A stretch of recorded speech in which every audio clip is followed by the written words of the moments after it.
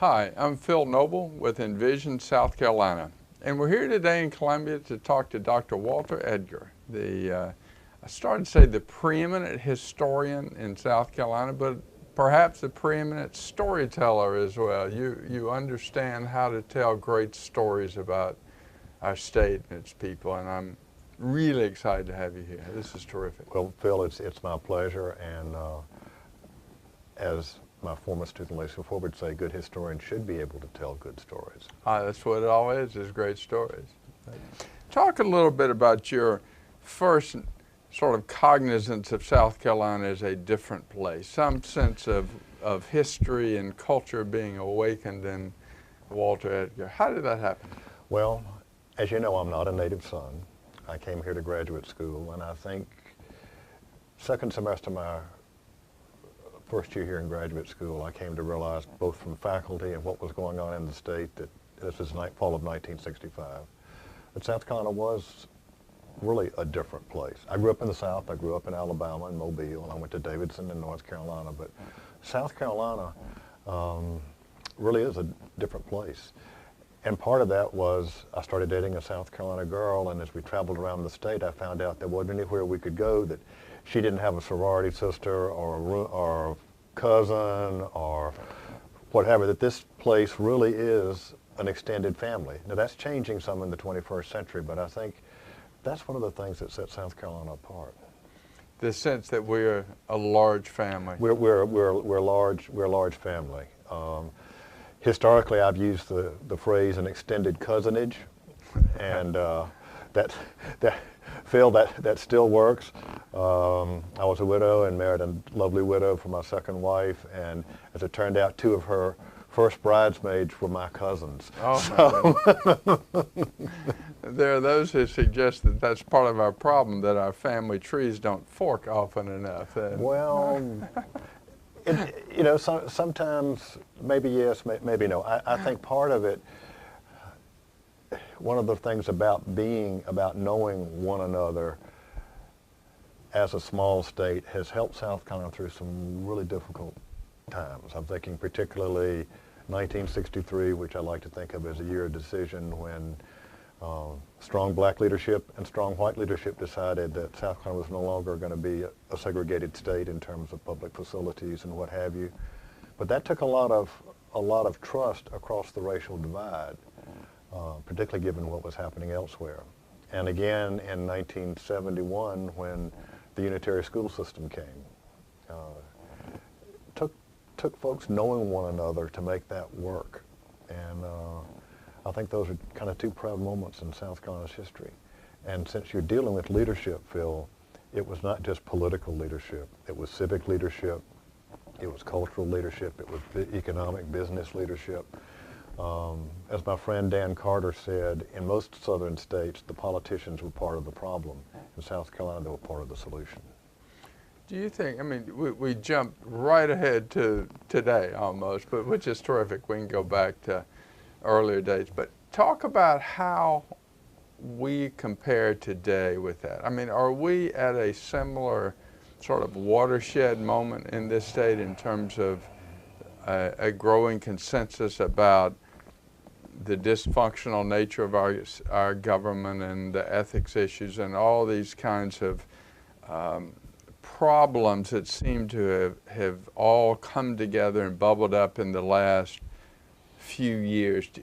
Are we at another one of those moments? Phil, we're not quite where we were in the early 1990s with lost trust, where it was amazing.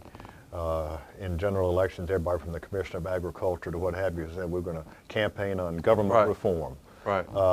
And it did happen, sort of. Sort of, right. I don't quite see that happening yet. People talk about government reform, but you know, I was on the commission that Carol Campbell appointed to study government, and there were two volumes. One dealt with state government, one dealt with local government, and that was the second volume. It never got past the shelf, never was even looked at.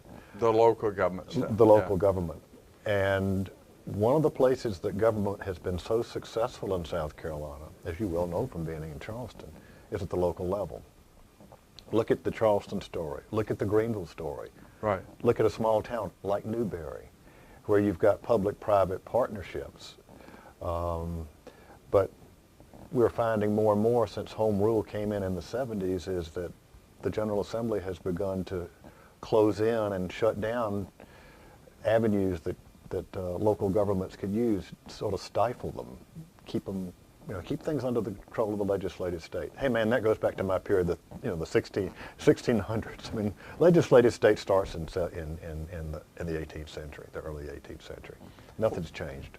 So let's go back to that colonial era. South Carolina was one of the richest and most prosperous places on earth, and one of the principles of Envision South Carolina is we were a world-class city, a world-class state. We lost that through a variety of reasons, and what do we have to do to become world-class in the digital age? And so talk about just how rich and prosperous South Carolina was as a world leader in that early period. Well, and it began actually very early in the colonial period. By the turn of the 18th century, the early 1700s, South Carolina already had a favorable balance of trade with the mother country, which meant capital was being accumulated here.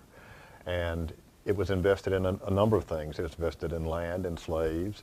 But one of the things that's different about 18th century South Carolina is people were willing to take a risk. If something worked, fine. If it didn't, forget about it. That was one of the problems in the 19th century. In the 18th century, they tried cattle ranching. That worked for a while. Then they went to naval stores, and when the English changed the rule on naval stores, that wasn't profitable. Rice came in as the big thing. Then they brought out indigo. Went from doing 1740, 41, Eliza Lucas produced 14 pounds of indigo. By the time you get to 1776, it's over 1 million pounds. That's stunning. And this is before you have the days of county agents telling people what to do. Right. It's a small world, obviously, but this has to do with saying, okay, we're going to take a risk, we're going to make it work. And not only that, the best indigo planters had their own sort of little inner club, and if it was produced under their label, so to speak, they got the highest prices. So it was dealing with the world market. Branding commodities early on. Commodities. People talk about the global economy. Well, South Carolina was part of the global economy from its very founding. The first ship that brought the settlers out here took exports back to Barbados. It was some timber, but it was an export. So people were in the mindset of, we're going to make some money.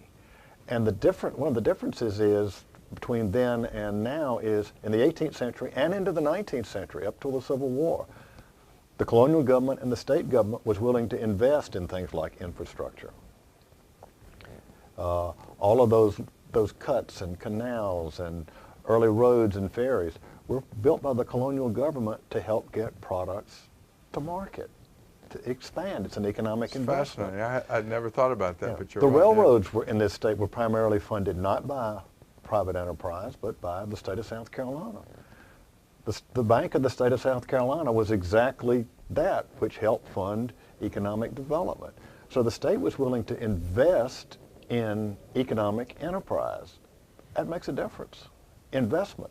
In the 21st century, you don't think so much of investing in infrastructure, although, Phil, we sure do need it. Look at the status of our roads. I mean, just how rich was South Carolina in the colonial era? In the colonial era, South Carolina was the wealthiest of the 13 colonies, which gives the folks in Virginia and New York heartburn big time. Absolutely. But when you start looking at the wealth, and this isn't something that Walter Edgar or Lacey Ford did, this is something that economic historians up east did a while back, comparing the economies and the wealth of South Carolina, Virginia, Maryland, Boston, Philadelphia, New York.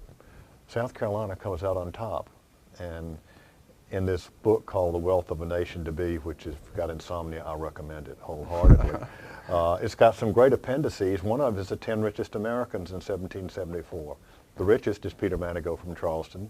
Then there's a guy from Boston. The other 8 after that are all South Carolinians. So 9 of the 10 richest people in colonial America on the eve of the Revolution lived in South Carolina. One of your students told me a story that I don't know is true, and I've been wanting to ask you this forever and ever. He quotes you as saying that when the revolution was brewing, that George II had let people know that if he could keep South Carolina, the rest of the colonies could go. Is there any truth to, is that true? It's George III. George III, forgive me. George III, you're right. Actually, there is some circumstantial evidence that during the Revolution, after the British had captured Charleston, followed very quickly by the terrible American loss at Camden, there were rumors that our French allies were willing to settle with what they called, and I've got to make sure that Latin is right, guys, excuse me, Oediipus. In other words, you keep the land you got. Right. Instead of going back to where it was status quo antebellum before the war. So the feeling was that the French were willing to let South Carolina and Georgia go, and the English certainly weren't opposed to that because they'd get the richest colony back. So yeah, the whole southern strategy that Cornwallis thought he was going to accomplish by Georgia, South Carolina, and then rolling on up into Virginia, which obviously didn't work, was to get the southern colonies into heck with. They didn't care about New England, and they really didn't. Economically, they weren't significant. Because excuse me, one thing. South Carolina was the richest colony, but it's followed by Maryland and Virginia. So I mean, why worry about Boston or Philadelphia or New York? Well, there are those of us who haven't worried about them too much since. But that's fascinating. So, I mean, in one sense, it really was a chance if we'd had the right kind of politicians, we'd have a very different deal in a very different country.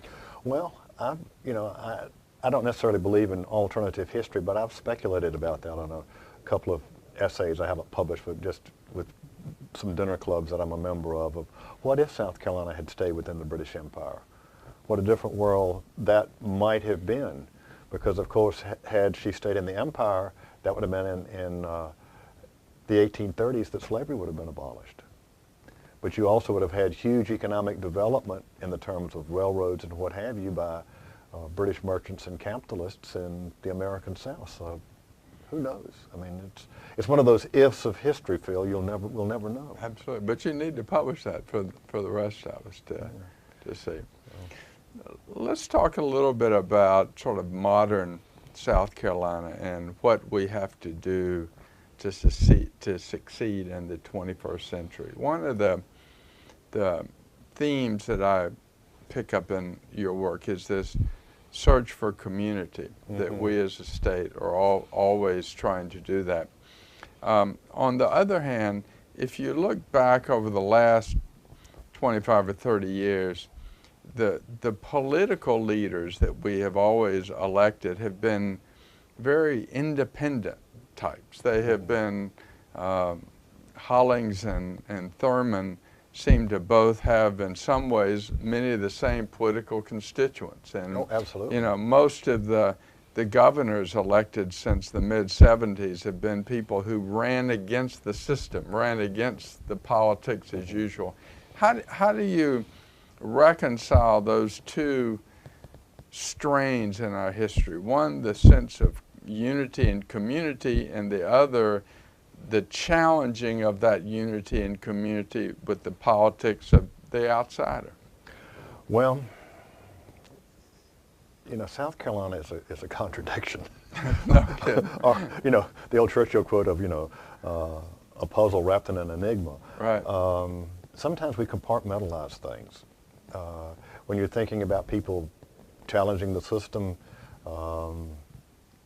certainly Dick Riley ran as an outsider. Right. Carroll Campbell ran against the good old boys. Absolutely. Mark Sanford. Nikki Haley. Although if you look at election results, the Haley election in what's supposed to be a red state was pretty narrow. Yeah. So it's a message of the outsider, is I guess what I'm saying. It seems to be the message of electoral success. Well, certainly it has been recently. It didn't used to be I mean, at one point we had, in the U.S. Senate, we had the longest serving senior senator and the longest serving junior senator. Right. With incumbency, people understood that incumbency made a difference. We've actually had a U.S. senator elected because he said he didn't want to bring home the bacon anymore.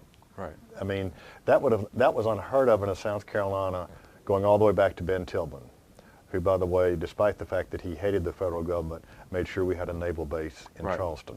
Right. So, I mean, and that was the mantra of all of the politicians, particularly, not just in Congress, but governors. How much money can they get from the outside? A lot of rhetoric about we don't like Washington, but let's make sure the federal dollars flow. And we still are a state where we get about $1.30 for every dollar we send. So we got to be careful about talking about we don't want this, that, and the other, because the federal money, whether it's pensions or Fort Jackson or what have you, make a big impact in the economy of South Carolina.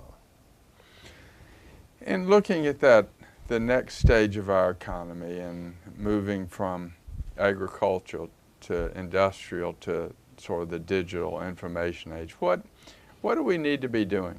What do we need to focus on in this state to be successful or world-class again? Education. We've got to invest. It's not a question of taxation, it's a question of investment. We've got to educate our youth. I mean, you still got students graduate from high school who are not computer literate. You know, we still have a huge percentage of our high school, in fact, kids who don't even graduate from high school. Right. In a competitive global economy, those young men and women are lost. Right. I mean, Phil, let's face it, they're lost. You know, people say money's not the answer. Maybe it's not. But it's certainly working in some states where they have been willing to invest in education. Now, look at our neighboring states, North Carolina, Tennessee, and even to a certain extent Georgia. It makes a difference. It really makes a difference. That's what we've got to do to be able to attract the digital age, the technological age, you know, the high tech. People really have to understand that it does make a difference. And I'd put right behind that, if we don't get our infrastructure in better shape, and we're talking about roads, bridges, I mean, it might be nice to have BMW up in Greenville, but if the highways don't work right between there and Charleston, I mean, people can finally decide we go to the Port of Savannah, we can go to Georgia. We've got to invest in South Carolina. That's not a dirty word. One of the ironies in the 1920s, when this state was already in a depression, as you well know, after World War I. I mean, the cotton prices fell, the boll weevil. Right. Anyway, this state did two things. One is they passed something called the 601 Act, which the state was going to pick up 6 months of funding for public education if the local school district picked up 6 months and 1 month. And the O was if somebody wanted to throw some extra money in there in the county, they could. But that was the first time that the state put a lot of money into public education in South Carolina. And in 1929, on the eve of the Great Depression, they passed an omnibus highway construction bill that in today's money is about $850 million. And this is a poor state, which created those farm-to-market roads that was trying to help those poor cotton farmers get stuff to market in the 1920s. So the state was willing to make an investment. I mean, it meant issuing bonds, it meant raising taxes, and they did this because the leadership of the state, political, business, civic, knew it had to be done. That's what we're talking about, leadership. Not just political leadership. Right. We need to talk about the business leadership, the civic leadership. See, that's where places like Charleston and Greenville and Newberry are such success stories, because it's a microcosm of what could happen in South Carolina. Why have we been unwilling to do that? I mean, I think it's really interesting. If you think colonial era, huge infrastructures, even the 20s. Huge infrastructure, state investment. It sort of flies in the face of this sort of myth, I guess it is, that we don't believe in taxes going to fund things, small government, et cetera. That's really a myth. That's not the history of South Carolina. I mean, South Carolinians were, it's, you know, what was the old saw, you know, what's good for General Motors is good for the country. Right. You know, and if it's going to help the economy, then the state was willing to invest in it. Why is that consensus broken down? I mean, what is it that has happened over the last X number of years to where that community leadership consensus has broken down? Well, part of it has to do with the fact that we no longer have much home-based senior economic leadership. I mean, whether you're dealing with the banking industry or the media, right. And that's Phil, that's huge. In the 1960s, then we're looking at the question of race. You know, you had the leading textile executives, you had bankers, you had the media people who owned WIS and Cosmos Broadcasting. They said, you know, we're not going to put up with this. You know, so that makes a difference. You don't have anybody, there are a few locally owned companies, there's some great ones, Sunoco, for example. But it used to be across the state, you had powerful economic voices. You had powerful local media that could make a difference. And we don't have that now. What's the answer? Yeah, what's the answer, Doc? If I knew that, sir, I would be a rich man. It's harder now in the digital age to get one message out there. There's so many competing voices. There's a cacophony. It's hard to hear. Single member districts has made it very difficult for political leadership to, for example, the House of Representatives. I marvel at any speaker who manages to get 124 folks to move. Even when it's a question of party loyalty, you ought to have somebody that's going to bolt, it seems like, and not going to do it, because they're only responsible now to a small constituency and whatever might be interested them. They're not necessarily, they don't care about what's happening next door, even if it's in the same county. Right. We have lost that sense of community. Yeah, I'm in District 32 or 48 or what have you, but you may also be in Clarendon County or Charleston County or Richland County, and it would be nice if people thought broader than just that single member district. That's not going to change. Constitutionally, you know, that's a, right. Unfortunately, that's not, people keep saying, well, we get rid of that. Not going to have to get rid of that. Right. We've just got to get people to think bigger than, and it goes for the Senate too, the Senate district instead of thinking county-wide. Right. So. How do you leverage, you make the interesting point that locally, lots of cities and small communities are doing really well and showing lots of innovation and leadership. How do you leverage that to statewide issues? It's still, you know, the same voters who elect innovative mayors also elect the legislators who are not. I mean, how do we leverage that? Well, but in a town, place like Charleston, or Greenville, or Newberry, and I throw Hartsville into that as well. You've got strong local leadership, politically, economically, civically, who are all determined to make their community better. And if it involves public-private partnership, so be it. They're doing what needs to be done to make, I mean, downtown Greenville is an incredible story. Oh, yeah. I mean, the late Charles Daniel lectured his hometown. In fact, it was ugly, you know, and he said, there's nothing wrong with, if you want to get ahead, you got to be progressive, a word people don't like to use today. Right. And here was the number one of the sugar daddies of the Republican Party saying, you've got to improve yourself. And look, I mean, downtown Greenville is just it's a wonderful success story. Charleston, the little town of Newberry. You keep talking about Newberry. Newberry, I mean, Phil, I still do a fair amount of speaking around the state, and if I'm at a civic club, invariably somebody can say, how can we be the next Newberry? Well, Newberry is, I don't want to say a unique story, because Hartsville's been pretty successful, partially because they've got great local business. Right. But Newberry had been an old textile town, had been a farm-to-market town, textiles died out.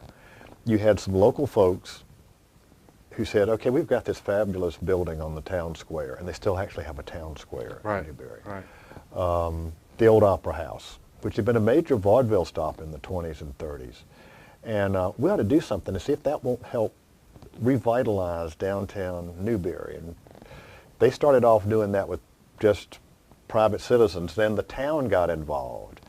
Now, the Opera House is not only a growing concern, there are shops, there are restaurants, and as I have pointed out to folks, there is a major national hotel chain in Newberry. And people say, well, what's the big deal? I said, when's the last time a major hotel chain built itself 6 miles off the highway, off an interstate, in a small town? Right. They did it because Newberry is a destination.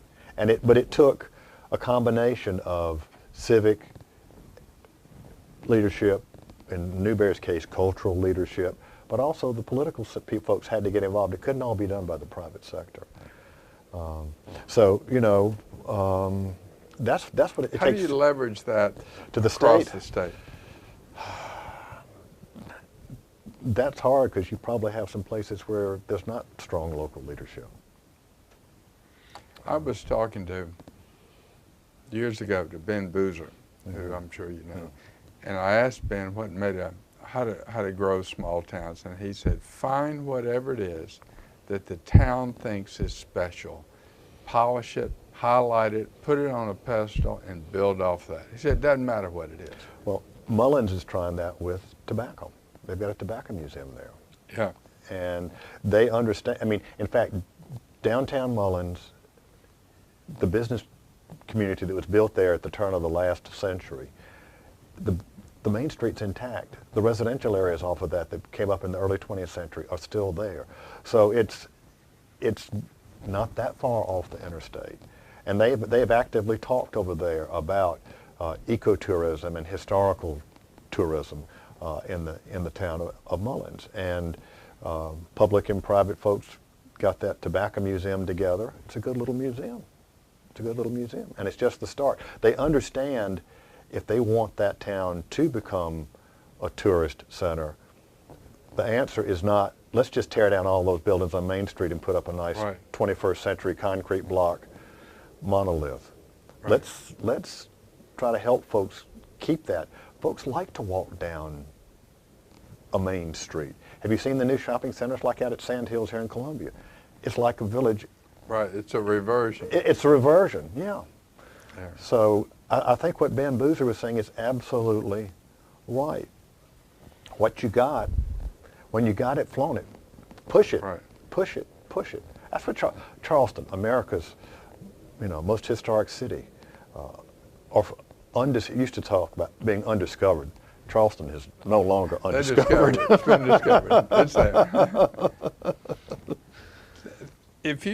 If the body politic of South Carolina got together and in their infinite wisdom decided they were going to make Walter Edgar King Walter I, and they put you on a throne over the State House and lined up around the Capitol and said, "Sire, what shall we do?"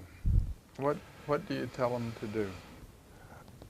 I'd say, first of all, we're going to have true government reform. We're going to get rid of the 200 or 300 commissions that are making it very difficult to do business, making it very difficult to have strong local government. You've got some localities that, if you look at taxing commissions, you sometimes have 5 or 6 different governmental bodies that are involved. Let's get rid of that. Thank you very much. You can have county government. Maybe you want to go to metro government like some places have gone. I don't think that'll happen here in Richland County, but it could. Let's do real government reform first. New Constitution? You don't have to have a new Constitution to do that. Now, actually, I suggested that at one, before went to help Carol Campbell, Blease Graham and I wrote a series of essays. We suggested a new constitutional convention. boy, you'd have thought we had attacked something holy. The late Tom Pope, who'd been Speaker of the House from Newberry, wrote me this long handwritten letter, about what a lousy idea it was. Right. The last line was, "But if you have a convention, I want to be there." I think you can, when you start messing with the fabric, and the 1895 Constitution is a pretty bad, it's a pretty wretched piece of work. Right. Instead of having it a basic outline, as you well know, It's all about slavery. well, Civil slavery's rights. gone. It's Well, right. Residual slavery. It meddles in what counties can and can't do, and Right. all. It's just detail. I don't know that we could even come to an agreement community-wise to do that. But you could say, okay, let's get rid of all these boards and commissions. That's going to take political willpower, because people enjoy being on this. They get their license plate and their perks, and and many of them, most of them aren't even paid. I mean, Right. but it's a status thing. The next thing I would do is when you do that, that's going to actually help. I think that's going to help business big time. You get rid of all sorts of layers of requirements and Right. licensing and what have you. It might even end up with, you might have 2 or 3 different water districts in a county. I mean, Right. anyway, that helps. It simplifies things for everybody. Then I think we really have got to somehow tackle the conundrum of education. I don't have the real solution, but we've got to take a real hard look at how we educate the future of South Carolina. Those young men and women, we're turning out still double digits of kids who don't graduate from high school. Right. And those kids are lost. They're going to be lost. They're already lost. 40 years ago, you could be a non-high school graduate. You could go to work in the mill, go to work in the local filling station. For a young girl, woman, you could be maybe a steno. Those things don't exist anymore. You can't. High tech. If you were to go to the Milliken Mills these days, I mean, you have to have a college engineering degree in order to be on basically what would have been an assembly line 40 years ago. So let's get our young people educated, and then I think we have to tackle the problem of the built infrastructure, the roads, the bridges. We've got almost 2,000 bridges that have reached danger levels. And I've seen various assessments of the roads. I think our overall road structure is down around a D somewhere. Right. I mean, again, that's important economically. It's important for the safety of our citizens. It's also important for attracting companies here. Again, if you can't get your products to market, if you got if you bust an axle driving down 26. Right. So, first of all, reform, and that's the local government part. That's the real knotty question. It's not cabinet government. We've got a modified cabinet government, and there's a lot of push that way. I understand, but that's not the real issue. If cabinet government was a solution, we wouldn't have had problems. I mean, what's been the biggest problem in South Carolina recently? It's in a cabinet-headed department. Right. So that doesn't automatically mean better government. We've got to work at the local level to free folks up to be another Charleston or another Greenville or another Newberry. Are you optimistic? Not unchanging. You asked me if I could be king. I used to say, give me a day. Now it's going to take me about 3 months. Because if they don't agree with me, it's off with their heads, right? Right. You said King Walter the First. That's right. Are you optimistic that we will do some of those things in this state in the sort of short and medium term? I think we may do something with education. I'm not. There seems to be.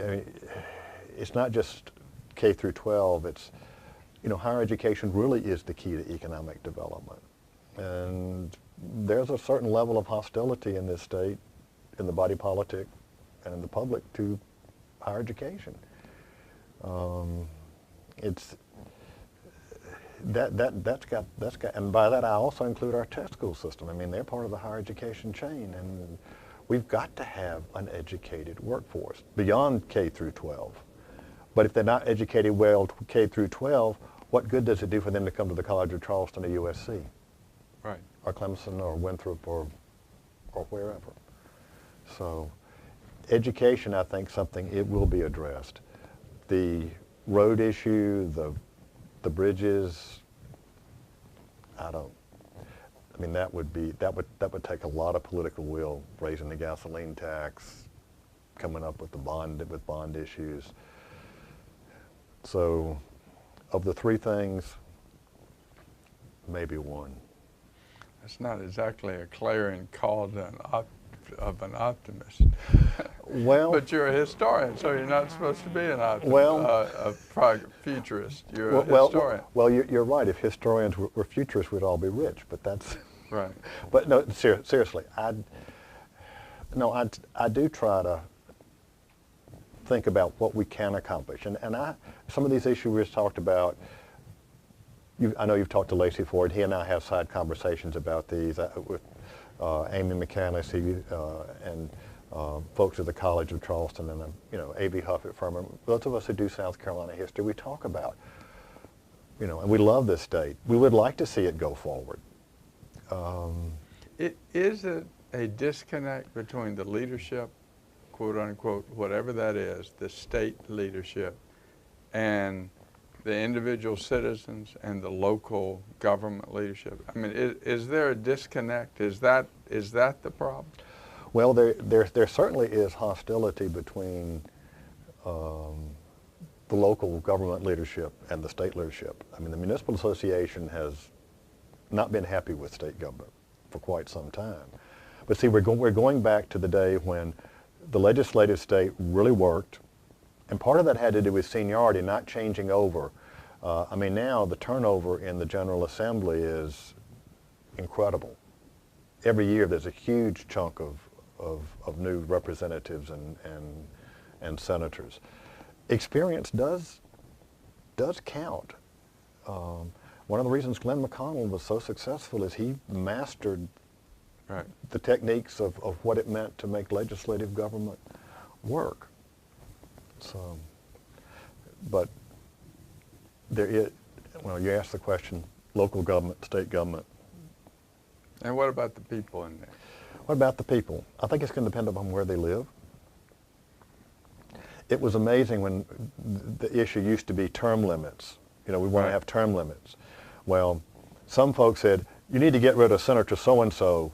It wasn't their senator who had been there a long time. It was somebody else's senator they wanted to get rid of. Yeah. So, that's, I frankly think term limits are a really bad idea. Do you want to keep turning over your position every 6 years? What kind of care are you going to get? Do you want somebody who said, I've never been in politics? It used to be politics came up from the local level. People paid their dues, so they knew sort of how things work. Now they jump in almost Mark Sanford jumping in at the top as an outsider. And the Appalachian Trail aside, look at his governorship is not going to be viewed very successfully. Because he simply either didn't take the time to learn how the system worked, or he didn't care how the system worked. Either way, it left a pretty dismal record. There's an interesting book that I can't remember the guy's name. It's a Harvard professor who had a piece on what he called filtered and unfiltered leadership in a democracy. And his thesis was that with filtered democracy, one who came up through the ranks, came up through the process, it was the leadership and the government that you got was more predictable, more, quote, safe, and incremental change was the rule. Unfiltered leadership, those who came from outside the system, were big risk, big reward. That they were not vetted, if you will. And and he points to people like Lincoln and Roosevelt as being these unfiltered leaders. Well, React to that within the South Carolina context. Ben Tillman's an example of an unfiltered leader. He hadn't done his dues before he ran for governor. Yeah. Big risk, big change, for whether you like it or not. Right. Right. Students say, I can't believe you have a chapter in your book named for Tillman because you clearly don't like Tillman. I said, you can't deny, whether you like him or not, can't deny his impact on the history of the state of South Carolina. Right. So even though some of those people ran, Strom Thurmond ran against the system, he was actually considered people forget, he was considered the radical in that gaggle of folks running for governor in 1946. I remember that. And folks also forget a great deal happened under Thurmond's administration. Schools went to 12 years, 9 months. The Pardon and Parole Board was created, got rid of a very corrupt pardon system in South Carolina. More money spent on highways and infrastructure. I mean, a lot of things happened when Strom was governor. People remember 1948, they forget what he was doing back here in South Carolina. So, anyway. What did we forget? Huh? What did we forget? I don't know. I could sit here and chat with you. You asked the right questions. I could sit here and chat with you all afternoon, son, but that's... Is there anything that we in South Carolina have that is a advantage globally or a unique selling point? What is it that we in South Carolina, if we aspire to be world class in this globally connected world, what should we concentrate on? What's our competitive advantage? What's our unique selling point? We had one in the 60s and 70s. Which was? Which was political and social stability compared to the rest of the South. There was no, right. Aside from the Orangeburg tragedy, there was no Birmingham, there was no Raleigh, there was no Macon, no Ole Miss. And that led to a lot of the international development. A lot of the international development. A lot of what we would our tech system. Right. That was incredibly innovative when it came in. It's still effective, but everybody else has got one. Got one too. The whole question of subsidies, tax breaks, there are lots of debate about that. Right. That's not something we can offer that's unique. We have an incredible location, location. This isn't, an incredible place to live, whether you are in business or whether you are retirees. Look at Sun City and right. What's happening up Glassy Mountain and places like that. So we don't have an obvious one. Right now, I don't think we have an obvious one. Can we create one? I'd like to think so, and I'll go back to education. We create a first-class education system, or we do more. We've started to work on this whole idea of incubating technology with, the chaired professorships. Right. Smart states. The smart state. Build on that, because that's what's going to attract world-class people here. And if you bring in a nuclear physicist to Clemson, he or she's going to be attract students and others who want to work with them. Right. That's going to happen. In the technology field, it may be in medicine and biotech. Because now there's a lot of synergy between the medical university, Clemson and USC on those kind of things. Let's stop thinking in terms of competing and think in terms of cooperating. And I think mass attracts. You don't have to be a physicist to understand that. Envision, South Carolina, world-class and globally connected.